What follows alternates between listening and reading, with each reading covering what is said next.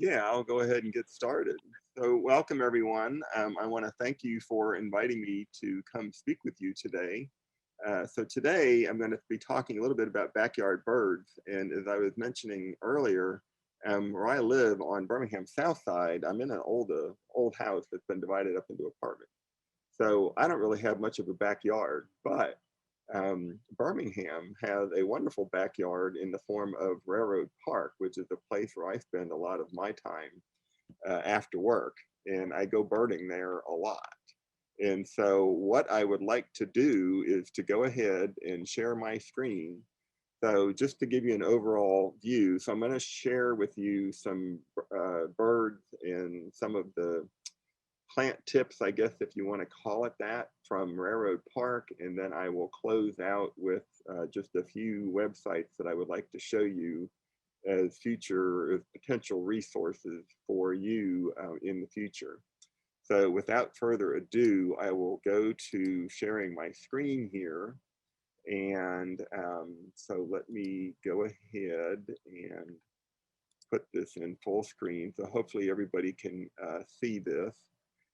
Backyard birds. And so here we are, and there is Railroad Park, which is perhaps my favorite place in Birmingham. And so it's been around since 2010, but if you look at this photo that was from 2008, you can see that long before it was this beautiful park, it was pretty much an abandoned industrial warehouse area. I can remember going past there, and really there was nothing more than abandoned buildings and cement slabs where the buildings used to be, and abandoned lots, and it was just not a very pretty sight to behold. But starting in 2010, it has been just an absolute treasure for Birmingham residents in Jefferson County, and really for anybody that wants to come spend time in Birmingham. It is certainly one of the nicer amenities that we have in downtown. So here is the view of the park. And so I just would like to primarily point out a couple of things. So at the east end, this is 18th Street over here, and this is 14th Street over here. And then there are plazas at 15th, 16th, and 17th Streets, and there's a large plaza here. And then the main features that I would like to point out are the wetlands that are here. And then there is a small lake where the rain curtain pool is.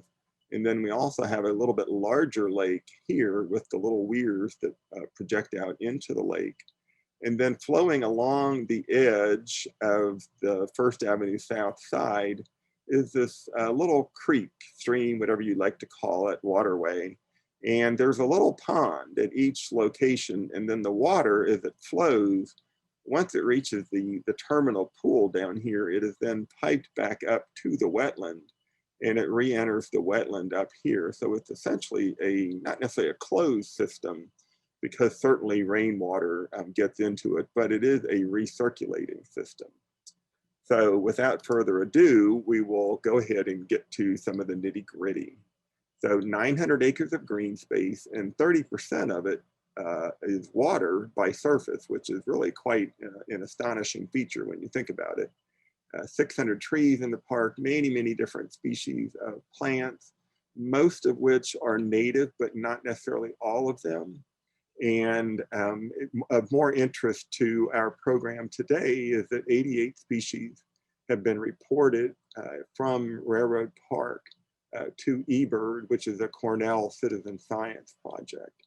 So this is indicative of a great diversity of bird species. But as we will see, that is indicative of the plant diversity and the features in the park.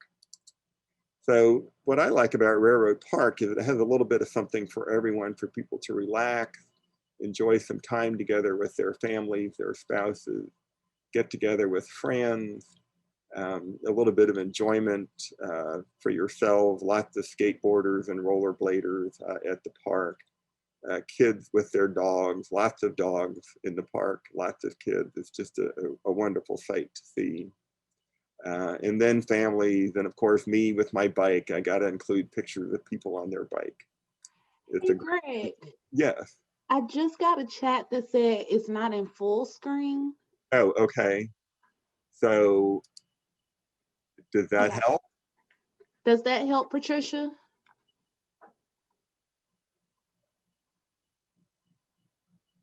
Because when I go full screen, I can't see my screen, but I think Oh. yeah, I can go ahead. If you can't see your screen, I think the other way would be fine. Yeah, I can see my screen. I just can't see my slide as it's coming up, but hopefully everybody can see this. Patricia, can you let us know if He you, said no, it didn't help because it's keeping everything about the same size. And Wendy wants to know is there a way to turn the volume up a little, but she can't hear very well. okay, I have my volume completely turned up. Let me go. And Jeannie Malone just said the viewers can pinch and expand the pics on their screen. I'm not exactly sure. Yeah, because my volume is all the way turned up. Let me stop my screen share for half a minute and see if I have any volume control. Let's see. Patricia said it's okay. We can see the upcoming slide, so I think it's presenter mode. Yeah. So I think you're good to go back. Okay. And Anne says she can hear and see well, and Wendy can hear better now. Okay. All right. So I will go back to sharing my screen here. We'll go back to the keynote. And so as I was saying, so Railroad Park is a place that has a little bit of something for everyone. And so now let's get more to the nitty gritty, the birds. So I have this photograph of a yellow warbler because to me, it holds a certain amount of symbolism because when I first visited the park 3 weeks after it opened back in the fall of 2010, I can honestly say the very first bird I saw, it was not a mourning dove, it was not a mockingbird, it was not a pigeon, it was a yellow warbler. And at that time, it was a bird that would have been migrating south. And I walked across the plaza to the wetland and I had just gotten to the edge of the wetland when I saw this bright yellow bird come flying right at me and right past me. And I thought, this is going to be a great place for the birds. So this particular bird, though, I photographed just last Sunday at the park. So this is a yellow warbler, a male yellow warbler that is migrating. So we will start with the wetlands. This is the place that as I mentioned, where I saw the yellow warbler. And with the wetlands, as you might imagine, there are certain species of birds that you could expect to see in wetlands. Now I realize that we're talking about backyard birds, but what I would like to encourage everyone is that just because you may not have a quote wetland in your backyard, that doesn't mean that you shouldn't plan to incorporate water into your backyard plans for the birds. It can be a water bath with not just standing water in it, but what really helps to bring in the birds is circulating water. So if you're able to put in a small circulating pump, that does wonders for attracting birds. But this great blue heron was a regular visitor at the park last spring, I should say. And then last summer, we had a great egret that came by for a couple weeks. It was there. And one of the plants, if you go there now, that's growing in the wetland in various places along the waterway in the park are yellow flag irises. And I included this because this was several years ago now, but I was standing there talking to my sister on the phone when I looked down and I saw this crayfish, this exact crayfish it was kind of manipulating its feet and it was harvesting these little flowers, not the flowers, but the seeds off of that had fallen into the water from the yellow flag iris. And so I thought never in a million years, but sure enough, this crayfish was actually reaching out and grabbing the seeds and eating them. So I'm not sure that that the landscape architect who decided to include the yellow flag iris had crayfish in mind, but certainly the crayfish are enjoying that as a food source. Of course, they eat lots of different types of detritus, but certainly the yellow flag iris seed was one of them. And the reason that plays an important role for me as a bird watcher is that the yellow-crowned night herons that visit the park, they've been back about, maybe 3 or 4 weeks now. They're a migratory species, but they're back at the park and they love to eat crayfish. And so those red crayfish that are eating the yellow flag iris are becoming the food for the yellow-crowned night herons. Also at the park in the wetland area, you might chance to come across a green heron. 2 years ago, they nested at the park, and here are two of the two babies that actually successfully fledged. And I've seen some green herons at the park just a couple weeks ago, so they're back, but I don't know if they are nesting. So if any of you go down to Railroad Park and see them, I would certainly welcome hearing from you. And I know that Leanne in the Alabama Audubon office would like to hear from you as well, because she is trying to ban green herons. She's got a project going on with those. So please keep us informed of any green heron sightings that you may have. It doesn't necessarily have to be at the park. But other birds that you could see there in the wetlands, wood ducks, not long after the park opened, this male wood duck and 2 females put in an appearance for about 3 weeks. And then also we have this hooded merganser female was there.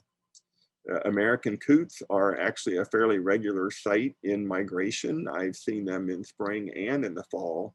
And they just primarily use it as a daytime rest break. They're pretty weak flyers, so to speak, but when they need to take a break, if they see water, well, by gosh, they will take advantage of it. And then other birds that you may not think of as being wetland birds, red-winged blackbirds like this beautiful male here, and then also common grackles, 2 blackbirds that are just really quite striking in their iridescent beauty when the sun hits them just right. But those are regular features, regular birds in the wetland areas of the park. So when you are planning your own backyards, as I said, be sure and include water as a feature. So the pavilion pool is a great place to watch the chimney swifts and the rough-winged swallows. I believe the next shot, yeah. So there are some rough-winged swallows that come by in the daytime, and they're there pretty much every day. They too, along with the chimney swifts, are neotropical migrants, and they need a place to drink. And so both the chimney swifts and the swallows, barn swallows as well, are regular at the park. They depend on that water source as a place to get a drink and to bathe. They bathe on the wing. They just fly low and hit the water's surface and splash some water onto themselves, and you can kind of see them shake it off as they resume flying. But also the other birds are certainly taking advantage of the fact that the water is there for bathing. And then if you happen to be an osprey, we had a couple falls ago, there was an osprey that was there for about 3 weeks or so. It would alternate between Avondale Park and Railroad Park, and it would come by and it would soar overhead. This is the exact bird that was overhead, and it would try to catch some of the goldfish, some of the koi that are in the park. And so I like to use this as an example where my brother lives in Florida. He had a small pond, and when I say small, it was about the size of a large industrial sink, and he kept goldfish in his pond, and it was truly right outside his front door. And the herons, he had a great blue heron that would come and stand at the edge of that pond, and it would just sit there, and eventually he stopped putting fish in there because it was just becoming too regular, and the fish were becoming too expensive to keep replacing. But as it pertains to our program today with the Lunch and Learn with the Botanical Gardens aspect, I would like to spend the next several minutes talking about the plants that provide food. And this is just a small sample of A, of what is there, and B, of the different types of plants that you can put in your yard year round that provide food for the birds. And so here we have this giant coneflower, the Rudbeckia, that is just a great, not only is it a beautiful plant and flower to look at, to observe, it also is great for the birds. And I started off with this, what may not seem like the most beautiful bird, but if this is the male house sparrow. And to say that they're common would be an understatement. But what I find so embracing, I guess, about the park is that here, the house sparrows are eating natural foods. They're not hanging out at the Walmart. They're not getting the French fries off the ground at the McDonald's or the Arby's or the Burger King, but they're eating real live nature's food that nature provided. And so this is some of that Rudbeckia that has gone to seed, so to speak. And then here is a song sparrow that is also feeding not so much on the Rudbeckia, which they will do that too. But if you look carefully, you can actually see, if your screen is large enough, you can see that he has a seed in his beak here, and he was just hammering away at the ground, dislodging the seeds. But this was directly below where the yellow flag iris had been blooming. And so I think that this was what it had been feeding on were those seeds that had since fallen off the plant. And the one thing that's nice about the song sparrow is that we are right in Birmingham, we are right at the southern end of their breeding range. Not all that long ago, if you wanted to see and or hear one as a breeding bird, now they're fairly common in winter in our area, but if you wanted to see one as a breeding bird at this time of the year, you had to go to Mentone, Fort Payne, places in northeast Alabama. But they have since extended their range south, and Railroad Park is a great place, just a beautiful, beautiful song. I love to hear them sing. In the wintertime, you can also see Savannah sparrows there in the tangles, a fairly common winter visitor. And of course, the towhee with his drink your tea song, just a beautiful bird, the male, and they're fairly common there. They certainly nest in the park as well. And then the goldfinches, they don't breed there, but they certainly are regular visitors. And so when the Rudbeckia has not gone to seed this time of the year, actually just a couple weeks ago, I was down there, and the goldfinches were all in the river birch trees eating the new fresh buds. They're just having a field day. Both the male and the female are down there. And I should add that they're just now getting their breeding colors, that they're fairly late breeding species, but they're now getting their full vibrant colors. And when you see one of those, it really just takes your breath away, which of course is why we feed the birds, so we bring them to us so we can enjoy watching them. But also there in the park, especially along the waterway that runs on First Avenue, along First Avenue South between 17th and 14th Street, there are several stands of the wax myrtle trees there. And in the fall, they produce these fairly nondescript little berries. However, they are just absolute magnets for yellow-rumped warblers, which start showing up in October. And I can honestly say that I'm a fairly frequent visitor to the park. So in the span of about 2 months, this flock, there was at least 50 of them at a time in that area, would just eat every last berry. They did eat every last berry off the wax myrtles. They were just completely denuded the berries. And so if ever there was a testament as to why you can provide native plants for our native songbirds, the wax myrtle would be a really good choice if you want to attract the yellow-rumped warblers. And then at the very end of the park, in the exercise station that's currently closed, but that's at the west end of the park along 14th Street, there's a good stand of green ash trees. And so the green ash was a reliable source of seeds, as you can see, for the house finches that are there. This is the male house finch. But he was eating the seed, as were several other species, the white-throated sparrows, song sparrows, the cedar wax wings were down there feeding on them. But then also this time of the year, the cedar wax wings, I was a little surprised to see this myself a couple weeks ago, but they were eating these little tiny seeds. I thought they were just eating the little tiny seeds that you see here.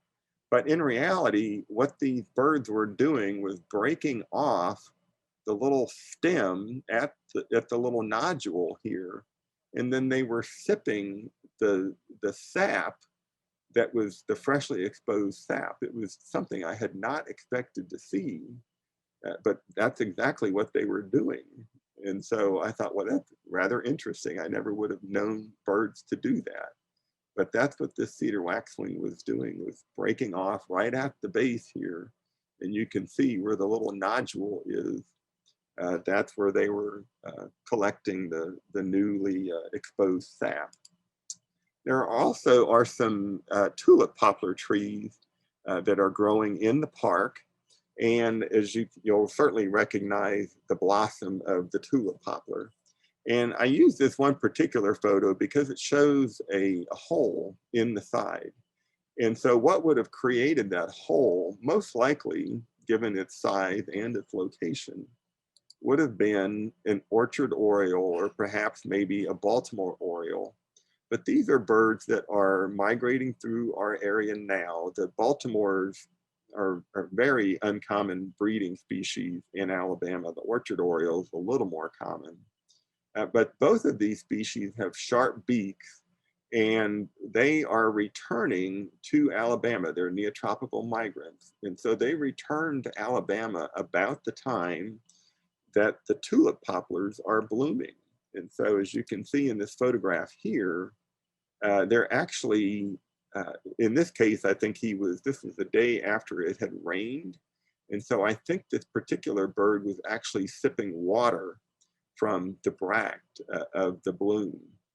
But I'm almost positive that what happened in this case was that the oriole knew that the nectary that was inside had the nectar, and so it pierced the bloom before it even opened to get to the nectar. That is not an uncommon feature to witness. And so the orchard orioles are certainly, they're just there in the park during migration time. It's not a great breeding habitat for them, but it certainly provides good stopover habitat.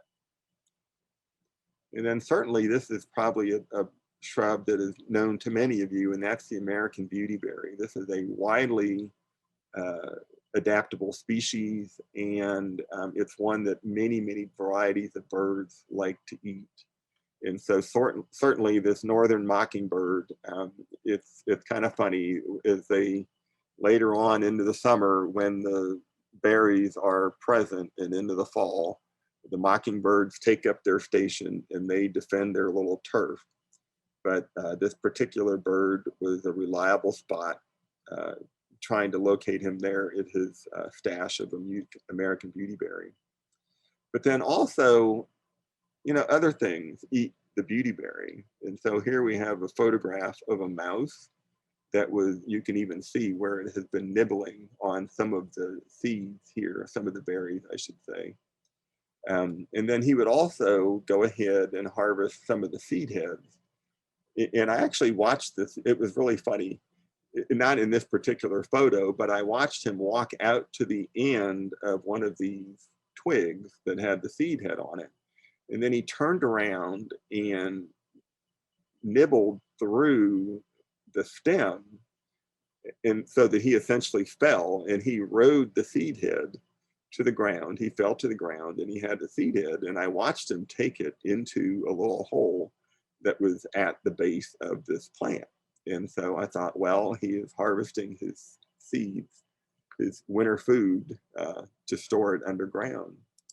And of course, wherever you have rodents, you're going to have hawks that feed on them. And so there is a, I don't want to call it a resident red-tailed hawk, but there is a red-tailed hawk that spends a lot of time at Railroad Park. And no doubt the rodents are part of its diet, as is some of the other birds that are there. But then the plants also provide, I've got a couple examples of this, the insects for the insect eaters. The leaf-footed bug, for a span of about 3 weeks last summer, every time I went by the beautyberry, there were leaf-footed bugs on it. Roseate skimmers, there are several different species of dragonflies that rely on the water in the park for their breeding cycle, for the larvae.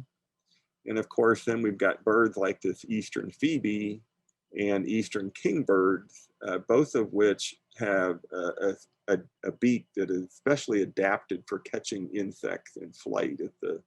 Although you can't see it from underneath, it's a very wide beak, and these are birds that fly out and catch insects that are flying, and then they come back to their perch and subdue them and eat them. So both of these are birds that I photographed in the park. We have red-eyed vireos that typically is a species that you would see high up in the canopy. But again, during migration, the park offers superb stopover migratory bird habitat, and they rely on that habitat. It's a great testament to the value of stopover habitat in the lives of migratory birds. And there's no reason that your yard could not be equally vital to their survival. So we have this immature red-eyed vireo. If this were the adult, instead of the dark eye that you see of the immature, it would actually be a blood red eye. A black and white warbler is a bird that I have also, this was actually photographed at the park last fall. So another seed eater, not a seed eater, insect eater. Bay-breasted warbler, this is a beautiful bird in spring and in fall. But this is one that was feeding on the insects that were on the underside of the leaves. So again, in the park, I photographed it in the park. And if you go down there now, the Virginia sweetspire is blooming everywhere in the park along the waterway. And just this past Sunday, for the second time, I've seen a northern water thrush, which is this fairly nondescript little bird. It's a warbler, so it's about 4 inches long. But they typically spend their time along the water's edge, just truly bebopping along. If you've ever seen one in the way they walk, either this one or the Louisiana water thrush look very similar, but they spend most of their time at the water's edge. And indeed, in this photo, the water is just out of the frame. But what I was noticing was that the bird was not so much eating insects that it was catching in the water or larvae or anything like that. It was actually feeding on these little flies, these little white flies that were flying around the Virginia sweetspire. So in addition to being a good source of nectar for the birds, the insects that are attracted to it are also a good food source for the birds. And I mentioned the tulip poplar. So tulip poplars, there's several different species of birds that will eat the nectar, but there are many, many, many more species that rely on the insects that are attracted to the nectar. So that's a somewhat of a secondary connection that you should probably keep in mind if you are planning a backyard garden, is not only do I want to provide the primary source for certain species of birds, but the insects become the secondary source. The caterpillars, the insects themselves, the larvae, those are the things that really feed a lot of our birds. And so several species of birds nest in the park, and one of them would be our friend the song sparrow. We have mourning doves that nest there. brown thrashers, and certainly our friend the northern mockingbird, and the cardinals, and the robins. And then who can resist a picture of a dozing, sleeping American robin baby that was there at the end. This was in one of the wax myrtles, as I recall. He was just snoozing there. But all of so in addition to providing, the food resources and the water, if you provide the cover for the birds, they can use it for nesting as well. And so as I'm getting towards the end of my keynote, what I also wanted to emphasize in terms of those of you that have yards, I remember something my brother Chris told me a couple years ago, in where he lives in Florida. A lot of people they take pride in their yards, and I should say not so much their yards, but their lawns. For whatever reason, the green grass, the expansive grass of just monoculture lawn is like a badge of honor, I guess. And so, but my brother Chris said, when you drive through my neighborhood, the only one that has white ibises on it is mine. And that's because I don't treat my lawn. I cut the grass, and if something else is going to grow there, fine. But I've got the bugs in my grass that nobody else has. So if it's something that you want to do is to make your yard completely bug friendly, bird friendly, just avoid the chemicals as much as you possibly can. I don't want to tell you what to do, obviously, but the less chemicals you use, the better. I always find it ironic that when you go to visit someplace and they've got signs up saying that this garden was treated with a chemical, stay away for 24 hours. Well, gosh, I'm not sure what's to say it's safe after 24 hours even. So just as much as you can. There are some natural alternatives to the chemicals, and I'll get to those in just a minute. And then I wanted to wind up with just a few slides of some other plants that you might consider. And so I went to this website, and I'll go to it in just a little bit. It's called grownative.org, and it's actually based in Missouri. But it has some wonderful resources there for people. And I have no doubt that there are some for Alabama resources as well. But the reason I went to that particular site was because it had a listing of the woody plants. And I'm sure that many of you have heard of Doug Tallamy and his book, Bringing Nature Home. It is a wonderful, wonderful resource. If it's not one that you already have in your library, you really need to consider getting it. But Doug Tallamy is just a wonderful speaker, knowledgeable entomologist. And this is a listing of the woody plants and the perennial plants that host, and it lists the number of different species of butterflies and moth caterpillars. And so as you can see, our natives are just a great, great food source for the butterflies and the moths. And so therefore are great resources for the caterpillars that need them, which are then what attract the birds. And so whether it's the woody plants or the perennials,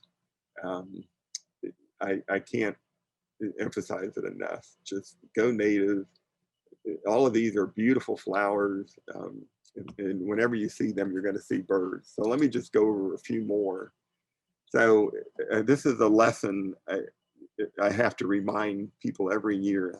I haven't seen any of my hummingbirds yet. What happened to them?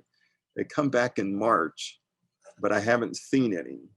So why haven't you seen any? Well, I've got red buckeye blooming in the woods behind me. Well, it's no coincidence that when the hummingbirds are coming back in mid-March, that is when the red buckeye is in bloom. And so if they're not coming to your feeder, that's because the red buckeye is a natural food source for them. And so they're taking advantage of what is already in nature. So I didn't include a photograph of the jewelweed, but that is one, touch me not, whatever you'd like to call it, in the late summer and fall is another great resource. There are many, many, many different species of plants, flowers that will provide nectar for the hummingbirds in the spring and again in the fall. So consider that. Cardinal flower would be another good one that you could have in the summertime, and certainly the various species of salvia would be a good choice. And then if you have a nice sunny spot where you can grow some sunflowers, well, my gosh, the indigo buntings, the blue grosbeaks, the goldfinches, they will all come to the sunflower when it comes time to start feasting on those. And then I've got a few more slides here. We've got a cedar waxwing. This is a juvenile that is actually feeding on some pokeweed. And I don't know, I'm kind of curious. I didn't realize it when I took the photograph, but now that I'm looking at it, I see that it has something, it almost looks like a small rock, but I'm not quite sure what it actually is. But when we see the cedar waxwings in the wintertime, they don't look like this. They're much more, they're pretty birds. They're beautiful birds, as you saw in the previous photo. But with the babies, the immatures, they've got the little black smudge at the eye, and then it's just a very nondescript grayish bird. But when I photographed this particular one, there was a huge flock. This was in North Carolina back last October.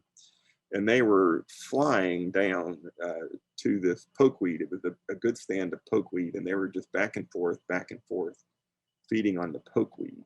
So that's a good option. My friend Harriet, may she rest in peace, she would go out actually and harvest the pokeweed before the birds could even get to it. So when she had pokeweed that was in her yard, she would go out and collect them and then freeze the berries in her freezer. And she would put some out during the rest of the winter. So she would collect them and then she would feed them throughout the wintertime, the berries that she herself had collected. And what was so funny, I guess, as a consequence, I say funny, I don't know, but she lived in Cahaba Heights. And we just observed the 10th anniversary of the 2011 tornadoes. And she was impacted, her yard especially was impacted by the storm that went through Cahaba Heights. In her canopy, she lived on a nice large wooded lot, and she lost several large trees. And when the canopy opened up rather dramatically on April 27th, a lot of sunlight then started reaching the ground.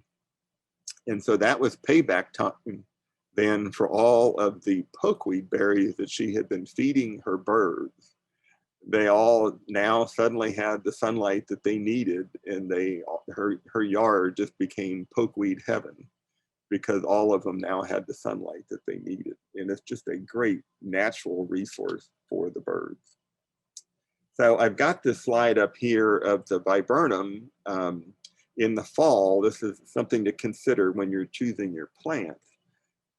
A lot of birds, as they're coming through in spring migration, are focused on feeding on insects because they need the protein in their diet. And certainly those breeding birds need the protein to feed their babies for their growing bodies. But in the fall, the focus isn't so much on raising young anymore. It's more on, I need to build up my fat reserves for the fall migration. And so for that reason, if you want to plant some different species that have high fat content, viburnum would be one good choice. And then another one would be certainly the flowering dogwood, has about a 40% fat content. And spicebush is about 33%, and bayberry at 50%. So those are some good options for natural foods for birds in the fall. If you want to provide bird feed at your feeding stations, I always recommend black oil sunflower seed because it has the highest fat content of all of the different types of seeds. Now, it may be that you have squirrels that are also enjoying your black oil sunflower just as well. But in that case, you might want to temporarily switch to safflower, which, although is not as high in fat content, isn't so much enjoyed by the squirrels. And another option is to put like red chili powder mix it in with your seeds. Birds, for the most part, cannot taste. They don't have any taste buds. They can't smell, but certainly the squirrels don't like the taste. But for the birds, it's really not that big of an issue. And so I will close the keynote, but then I would like to, I'll go back. And now I would like to pull up just a couple of slides from the website. So the first one I wanted to go to actually is this Audubon, National Audubon website, and it's just audubon.org. So it's audubon.org/native-plants. And or you can just search for it in their in their search bar, but search for the native plants database.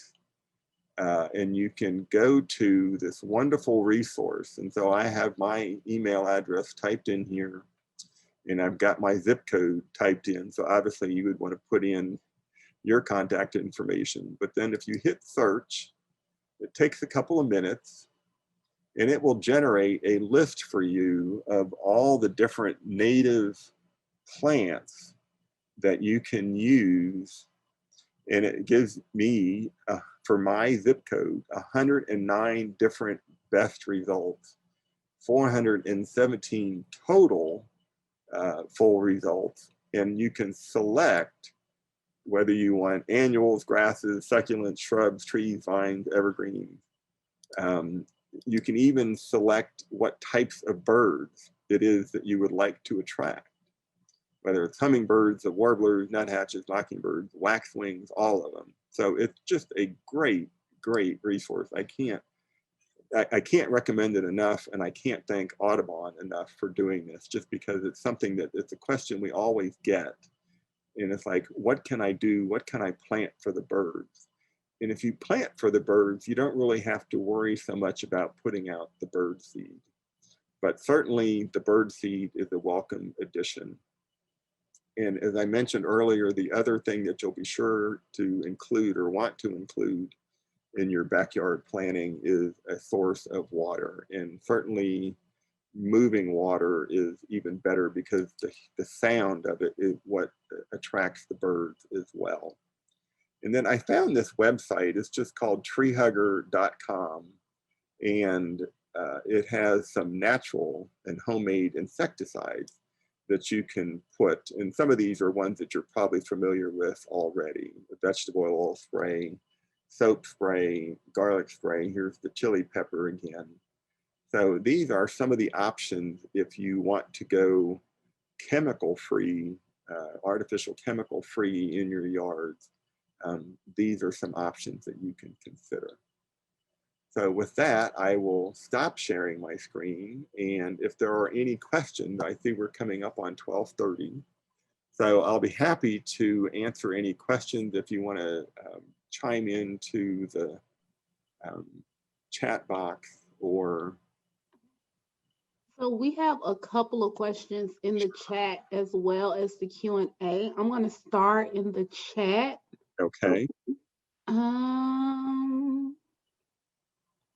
So Patty Finnegan says she's not sure who wanted to know, but she lives on Brock Lake, and they have 2 green herons and 2 blue herons there. Okay. So Patty, if you'll visit the Alabama Audubon website, it's just ALAUDUBON, so alaudubon.org. And if you'll, I forget exactly, it's probably under the Conservation and Science tab. But if you'll go there, you can see there is a place where you can report the green herons. So if you could do that. Leanne Kozier is our Science and Conservation Director.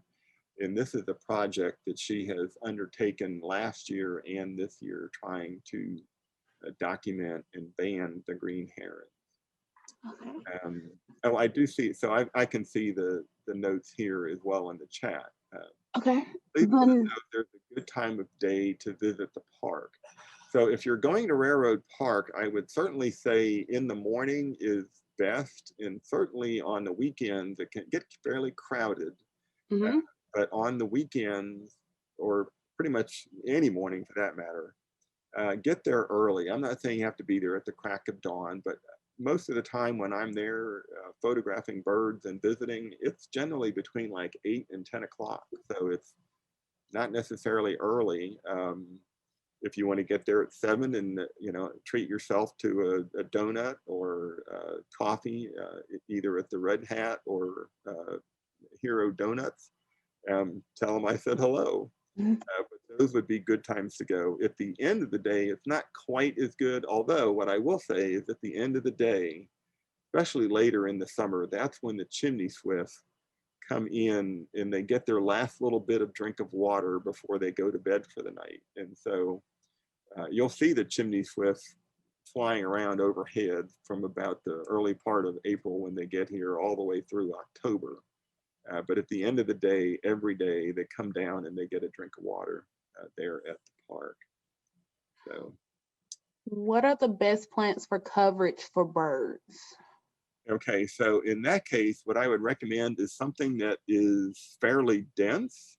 For instance, if you like that Virginia sweetspire, that gives you an example of the density of something that works really well.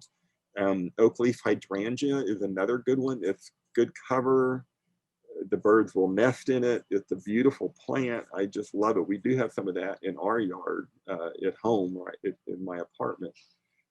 And so I just think it's a beautiful shrub. I love it. It just, to me, it says summer breezes. I don't know what it is, but it's just, I don't know. But those would be some good options. But if you have a bird feeding station, you really owe it to your birds to make sure that it's not away from some cover. They really do need cover for when the Cooper's hawks or the sharp-shinned hawks come to feed. Red-shouldered hawks will do the same thing. And so I always tell people, you're providing what you think is a bird feeding station, but in reality, it's a wildlife feeding station. And when all the different wildlife takes advantage of it, and that includes birds that feed on other birds. So the way that you can kind of level the playing field a little bit is to make sure that you provide cover for them. And it can just be a brush pile. It doesn't have to be, a plant growing. One little tidbit that I can share with you is that the apartment where I live, we have a patio out back, and we have a small little pond, and the pump stopped working on it a long time ago. But what you can do is take like a 20-ounce soda bottle, and you just take a little eye hook and you put the eye hook through the cap at the top, and you poke a tiny little hole at the bottom with the thumbtack or whatever you can use to make a small little hole. And then if you fill it up with water, and you have to make sure that when you put the eye hook in, that it is airtight. So just some glue around it, Elmer's glue works wonders. And then just tighten it up, and then the water won't drip through. So what you want to do then is unscrew it just a little bit, and that allows the water to drip through, and you can play around with the tightness of the cap. And so then you've got a temporary water drip.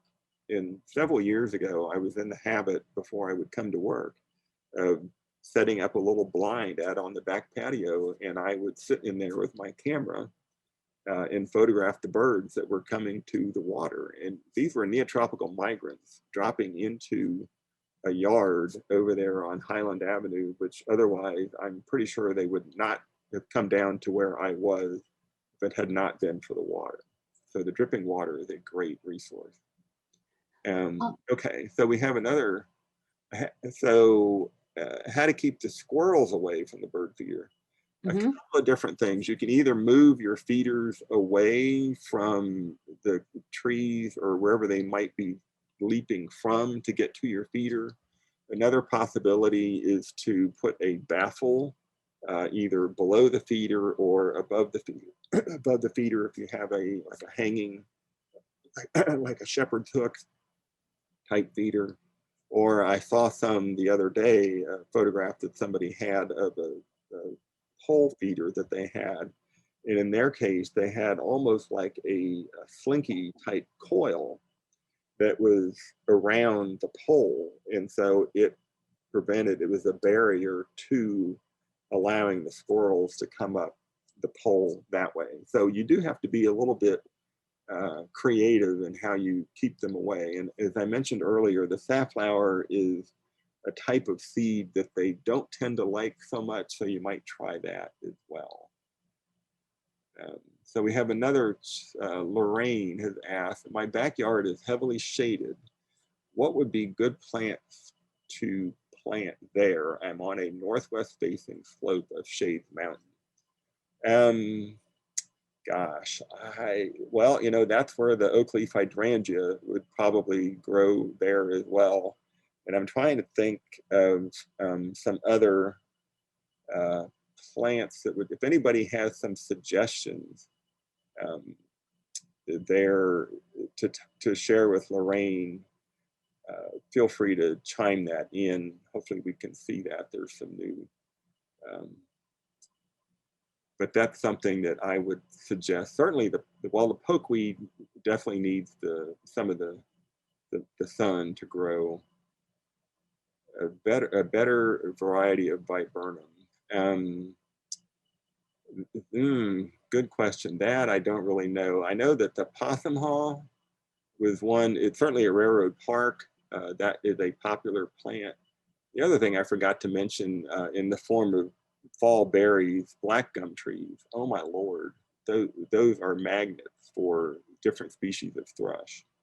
So keep that in mind as well.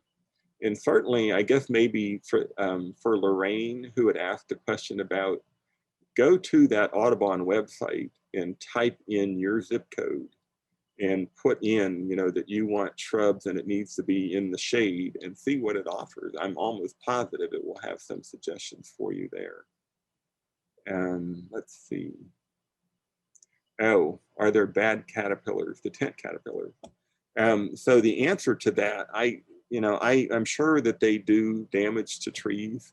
They eat the leaves, of course, but yellow-billed cuckoos and tent caterpillars, they are like this. I always tell people, if you want to find yellow-billed cuckoos breeding or in the breeding season in the summer, hang out by the trees that have got the tent caterpillars because they feast on those. I mean, it is just, it's like saying, oh, there's Greg, we must be near a candy bar somewhere. So that's just, that's the way it is. Greg and his candy store, tent caterpillars and yellow-billed cuckoos.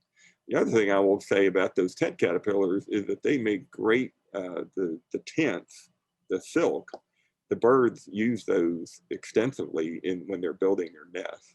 Certainly the various vireos and warblers will use those as well. Let's see.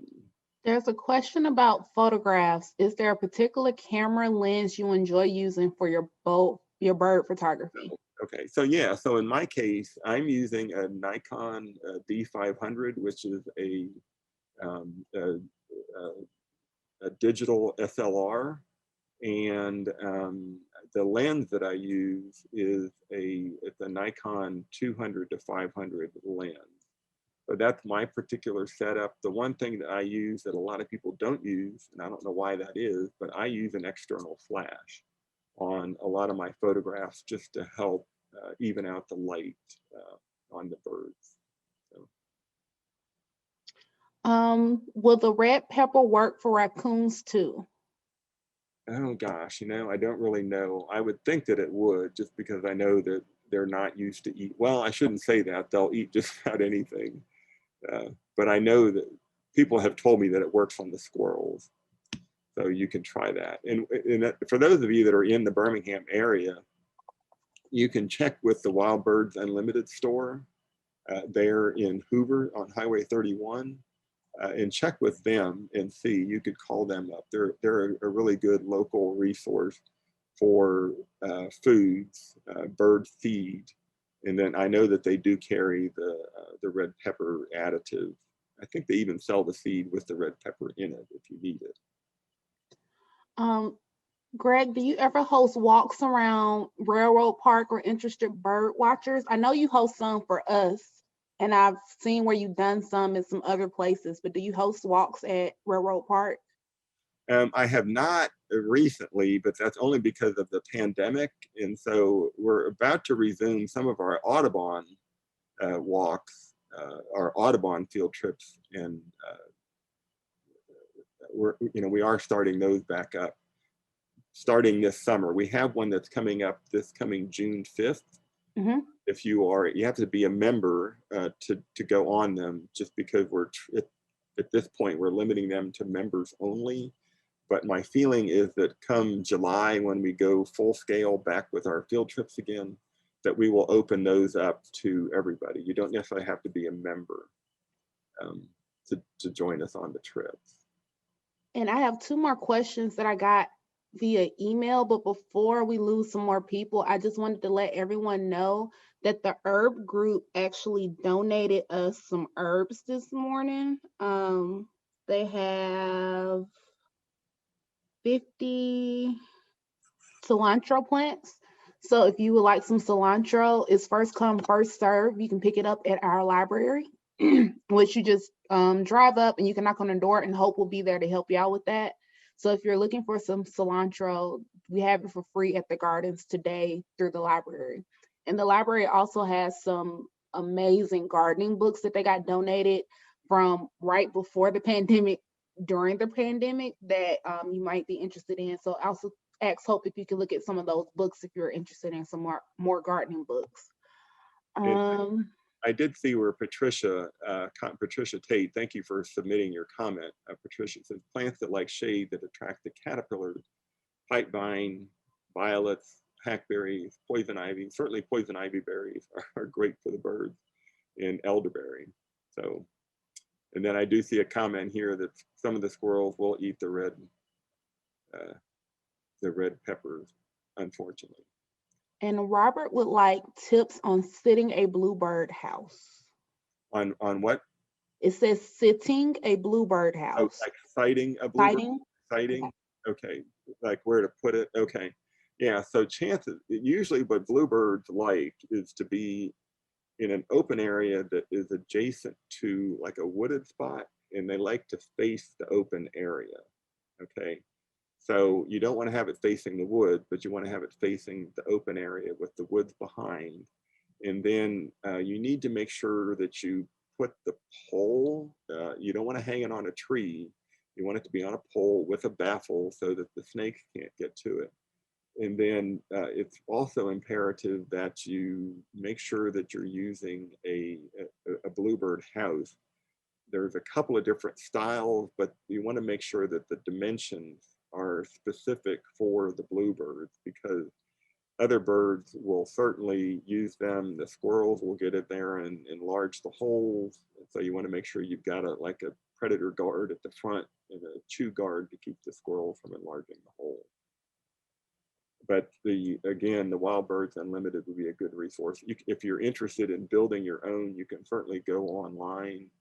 North American Bluebird Society, you can Google that, just NAB, North American Bluebird Society has birdhouse design specific for the bluebirds. Okay. There was another question that came in about what's the best picture book about birds? Oh, okay. So as far as bird guides, so what I recommend, especially if you're first getting started, is to use the either the Peterson Guide to Birds or the Sibley Guide to Birds. Both of them come in what I call the large edition, but what you really want is the Eastern Guide to Birds. Whether there's David Sibley has the most current one, but then Roger Tory Peterson, he was truly the trailblazer when it came to creating field guides. And the reason I recommend those particular two is because those are illustrated with drawings. And so when you do drawings like that, you can pose the bird in such a way that you can see all the appropriate field marks. Do you see the crest? Do you see the wing bars? Do you see, does it have eye rings? Does it have an eye line? You know, what color are the feet? Just different features on the birds that help you to identify what the bird is. And so I don't recommend field guides that are based that have photographs, because you're making the assumption that the bird in the photograph is indicative of all of the other members of that species. You know, what's to say that, well, you know, that particular bird that they picked to illustrate, maybe that photo is a good one, or maybe it's not. Maybe it doesn't show the wing bar very well. So it's pretty rare that you can get a photograph that shows all of the appropriate field marks on a bird. So that's why I say, other than, you know, the ones that I showed you today, the only one that I would consider say that it showed you all the appropriate field marks would be the shot of the bay-breasted warbler and maybe the yellow-rumped warbler. But even then, it's not perfect. So just keep that in mind. So that, for that reason, I recommend getting books that are illustrated versus those that are, you know, photographs. And Patricia made another great comment about bluebirds. If I can get to it. Her bluebirds prefer a house that is in the busiest walkway for humans in her yard, and she guesses because the humans keep other predators away. Yeah. So that's not, if the birds know that you are friend and not foe, they will definitely take advantage of the fact that you are there. So that is for sure. But yeah, so that's just some advice. I mean, my friend Harriet, she didn't, as I mentioned, she lived in a wooded lot, and her yard was, the lawn portion of her yard was not but about 8 feet by 10 feet. It was just a tiny little thing, and she had one bluebird house in the front and one bluebird house in the back, and that was it. And otherwise, she was surrounded by woods. And I would have said, definitely not bluebird habitat, because it wasn't open enough. But then again, that was Harriet, and she fed her birds religiously. I always said that if there was such a thing as reincarnation, I wanted to come back as a bird in Harriet's yard. So, did we get the question that was in the Q&A? Yes, we did. That one was more a comment about cilantro that I answered. Okay, sure. The two email questions I got, one is from Jenny, and she said she has a neighbor that has bird feeders and cats, which is proven to not be a good scenario for the birds. And she would like to attract the birds to her yard instead, because they don't have any cats. Can you recommend a bird feeder and how to place the bird feeder in the yard so that it will protect birds from predators such as my neighbor's cats? Okay, so essentially what you're going to have to do is outcompete the neighbor by providing seeds, making your yard more attractive to the birds than their yard. And so, as I mentioned earlier, the black oil sunflower seed, and I don't know that it's going to be an end-all to end-all, but black oil sunflower seed would be a really good choice. And then, as I mentioned earlier, having the water. If the neighbor has water, that might be what's really attracting the birds more than anything. But if you can do, you can buy these little recirculating pumps at, Home Depot or any of those places, and just put it in your bird bath. And just, I guarantee you will get so many more birds coming to your water bath if you have the water recirculating, as opposed to, and even if you just make the little plastic Coke bottle water dripper, you can do it that way. That'll work. But essentially what you want to try and do is make your yard more attractive than the neighbor's yard. And the way you do that is by providing more food resources and cover. And one more email question before I come back to the Q&A.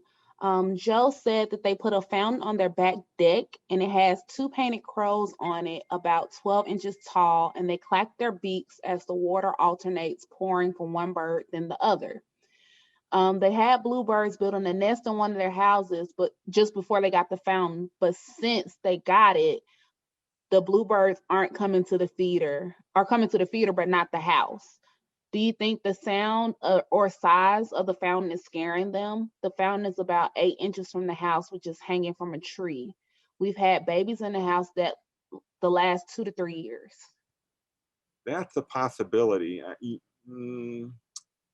don't really, without seeing it, I really couldn't say for sure. My guess is that, especially if they look somewhat like crows, that might be what's actually scaring them, because crows, baby birds, certainly. And so that might be what's made more so than the sound, is the fact that it might look like a predator. So if you can somehow maybe obscure the fact that it's, maybe if you painted it white instead of black, Okay. something like that. Just do something to obscure the fact that it doesn't quite look like a predator, and maybe that'll help. Sandy says Wild Birds Unlimited sells an inexpensive water stirrer for bird baths. Yeah. And Christine asks, do you know anything about migration of pelicans? Saw a huge flock in March on my lake in South Muncie.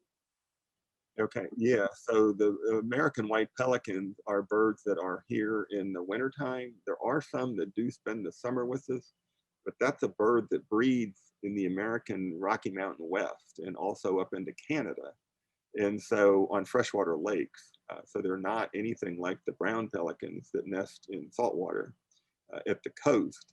But they pass through in migration. And like I said, I've been down in the area below Greensboro when we've had flocks of 300 of them flying overhead. And I think that those are birds that are not breeding here.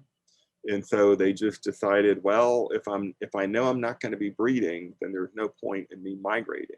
And so, which is kind of unusual to think about, but if you've ever been to Greensboro and seen all those catfish ponds down there, that'd be pretty tempting to say, yeah, we're going to walk away from the 24-hour food bar and migrate, a couple thousand miles out west, only to turn around and come back again in the wintertime. So, but typically they are here. I saw a flock of them about maybe 3 weeks ago. Actually in downtown Birmingham. It just totally floored me. I was just walking into Railroad Park and looked up, and right over the skyline there was this flock of about 400 white pelicans. So they do move through our area, and any large freshwater body, whether it's a lake or one of the freshwater impoundments, one of the Alabama Power impoundments, they all have the pelicans on them for sure. So that is all of our questions. Everyone in the rest of the comments have all been just thank yous and saying great presentation. I've also been getting texts about your presentation and how good it is. So I just want to thank you again for agreeing to do this and taking your time out to go over the time today to present to us. And if you could, please just send me the links to the websites that you share with everyone. I want to include that in the follow-up email. And anything else that you might want to send out to everyone. And I'll be sure to promote your membership in your next talk that's coming up in June, if you send that my way too. Oh, sure. Great. All right. Thank you so much. Thank you. All right. Bye. Thank you, everyone. Have a nice day.